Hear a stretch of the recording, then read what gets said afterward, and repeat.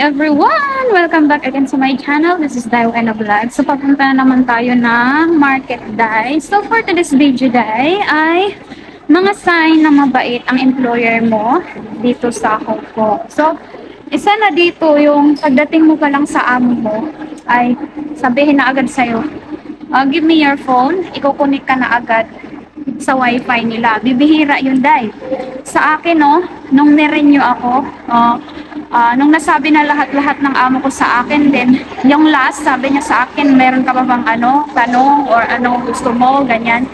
Then sinabi ko sa amo ko na sana kung pwede, i-connect nila ako sa wifi nila. Kasi laking tulong, Day, pag nakakonect ka sa wifi nila. So, kasi ang load dito ay 100 mahigit, 100 plus mahigit ang monthly mo. So, 100 Hong Kong dollar ha. So, kung nakakunik ka ng wifi, so laking tulong yun. Ang ending naman, ang sagot ng amo ko noon is, sabi niya hindi niya alam ang password. Tatanong niya sa asawa niya. So, till now, wala namang binanggit. So, meaning, hindi, ayaw nila. So, bibihira yung ganun, Day.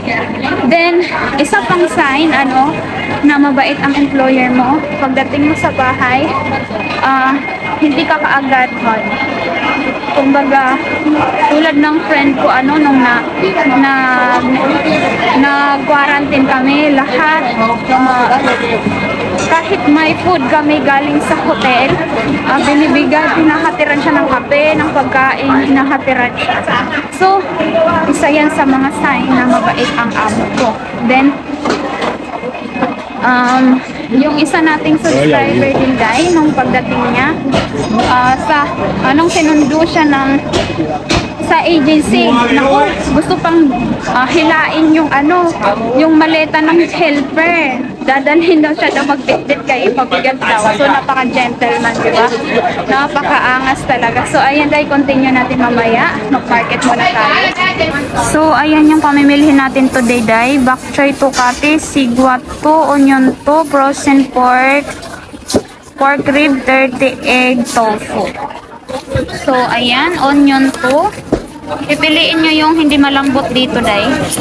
Kasi pag malambot, hindi masarap. O, diba? Hindi masarap. Meaning, mabilis siya masira, Day.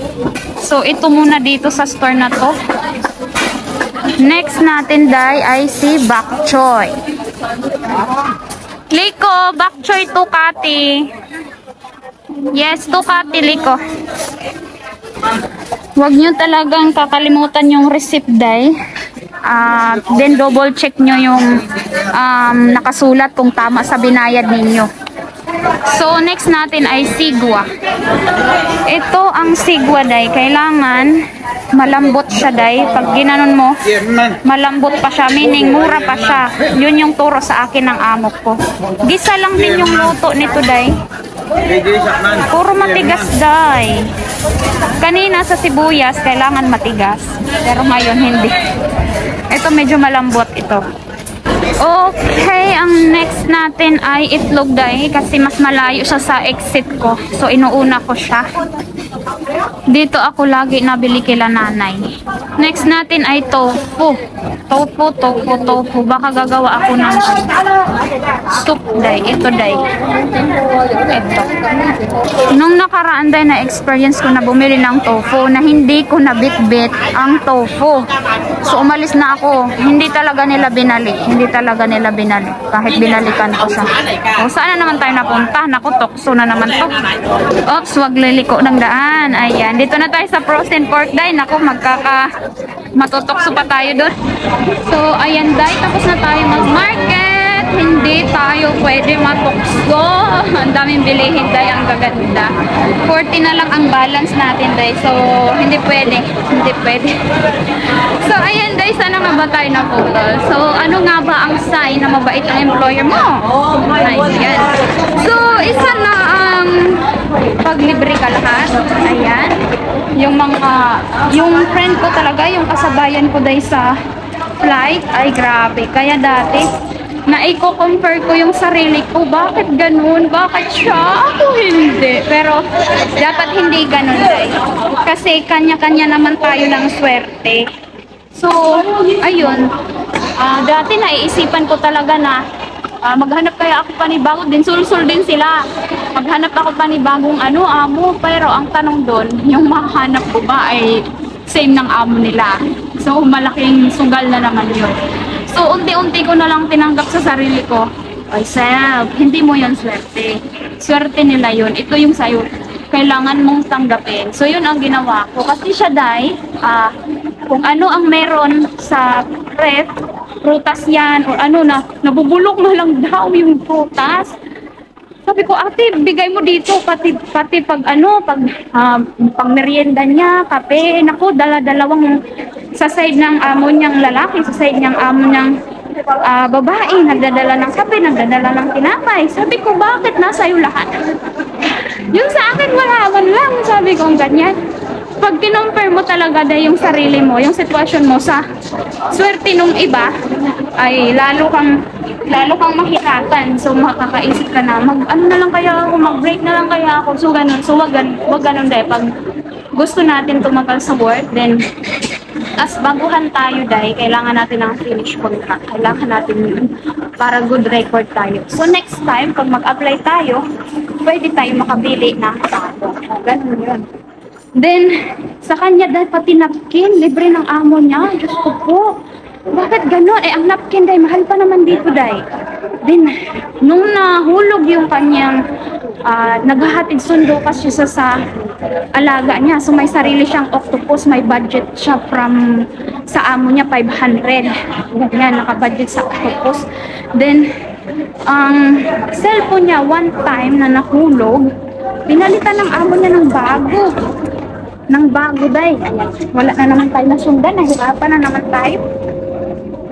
Pinalitan ng amo niya ng bago, diba? Then yung mga lola at lolo nga niya sa kabilaang side, mahilig magregalo sa kanya. Pag nagpapapackage siya, binibigyan siya ng shoes, mga ganyan. Ako, alam niyo ba, ang sabi ng amo ko, kwentuhan lang niya ako na hindi sa pamahiin daw ng mga singkit, ang pagbibigay daw ng shoes ay hindi maganda. Kaya sabi ni ate, sino nagsabi? Ba't yung amo ko? Ganon, o diba? So, pasaring lang siguro yun ni amo, kaya wala siyang balak pagbigay. Pero hindi naman sa sinabi natin na pag hindi ganon yung amo ko ay hindi na mabait. So, meron lang talagang hindi generous, pero nasa batas naman yung ginagawa tulad ng amo ko. So, it's their choice naman kung mapagbigay sila o generous sila sa helper nila. It's their choice. Hindi natin yun mapipilit sa kanila. So, napakaswerte mong ninalang pag napunta ka sa mga ganitong tao. Then, yung octopus, sagot agad. Pagdating mo pa lang sa bahay, may octopus ka na agad. Kasi ako, day, buti na lang noon, meron akong pocket money for 300 plus. Pinapalit ko sa airport ang 2,000 ko. 2,000 pesos ko sa airport din. 300 sa pera nila dito. So, pinabili ako agad ng octopus card. Ang octopus card ay 100, kalimutan ko na. Yun, nakabili ako. So, buti na lang may pocket money tayo. Then, may naibili tayo na kailangan natin. So, ang tips ko na lang sa inyo, pag hindi man ganito yung mga amo nyo, huwag nyo na lang i-compare yung sarili nyo, yung sitwasyon nyo sa mas nakakalamang sa inyo. I-compare nyo na lang yung sarili nyo sa mas mababa sa inyo. Oh, swerte pa ako sa ganito kasi ako nakaka-OT ako sa kanila. Yun ang kinaswerte ko. At least may extra kita pa rin kahit papano. Then, yung iba day dito, pinag-work bago lumabas ng day off nila at pagbalik, pinag-work pa din. So, yun na lang ang tingnan mo. Swerte ka pa din sa part-time mo. Yun ang na lang ang tinitingnan ko. Kasi pag nag-focus ka day, bakit ganito yung apo ko? Bakit hindi ganyan yung kanya? Diba? So, maiisip mo na, mag-break na lang ako. So, ngayon, ang napuntahan mo lalo ay mas mahirap, mas masakol pa. O, diba? Dilogi ka na. Nauwi ka na tuloy sa Pinas. So, wag na lang natin tingnan lagi yung bad side or mga negative side ng ating apo. So, ayan lamang for today's video, day. Kung nagustuhan mo ang video na to, don't forget to like and subscribe my channel. See you next vlog. Bye-bye!